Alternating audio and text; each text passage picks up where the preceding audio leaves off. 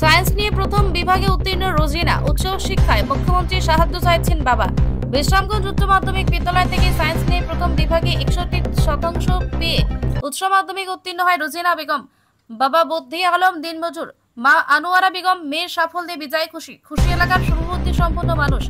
তার সফলতার জন্য শিক্ষক শিক্ষিকা বাবা মা সহ সকলকে ধন্যবাদ জানিয়েছে রোজিনা। রোজিনার ছোটকাল থেকে ইচ্ছা সে ডাক্তার হবে, কিন্তু তার বাবার আর্থিক অবস্থা একেবারে শোচনীয়। কোনোমতে মেয়েকে সায়েন্স নিয়ে উচ্চ মাধ্যমিক পর্যন্ত পড়াতে পেরেছে বাবা। এখন আর সম্ভব নয় বলে জানিয়েছেন বাবা বদ্দি আলম। তবে মেয়ে তো পিছু ছাড়ছে না, সে বিএসসি নার্সিং করবে।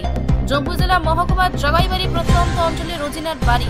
রোজিনার স্বপ্ন পূরণে রাজ্যের মুখ্যমন্ত্রীর নিকট কাতর স্বরে সাহায্য চাইলেন বাবা ও মা। রোজিনার উচ্চশিক্ষায় রাজ্য সরকার আর্থিক সাহায্য করুক, এটাই চাচ্ছে শুভবুদ্ধি সম্পন্ন মানুষ।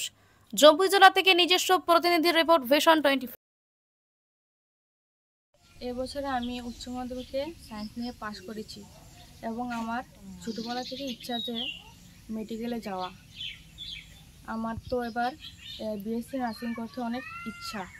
তো আর্থিকভাবে আমার বাবা অনেক দুর্বল, তো সরকারের কাছে কিছু সাহায্য চেয়েছেন।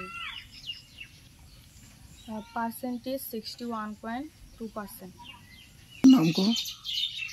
নাম রোজিনা বেগম এবং বাবার নাম বদ্দি আলম, মার নাম আনোয়ারা বেগম।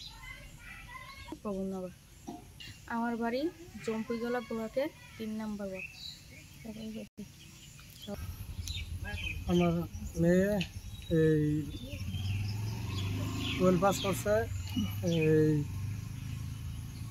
সে ডাক্তারি করতে চায়। তো আমার টাকা পয়সা একটু অভাবে আছে,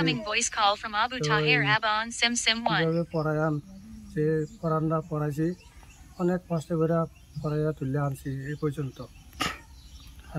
সরকারের কাছে দাবি চাই আমার মায়েরা কীভাবে পড়ান।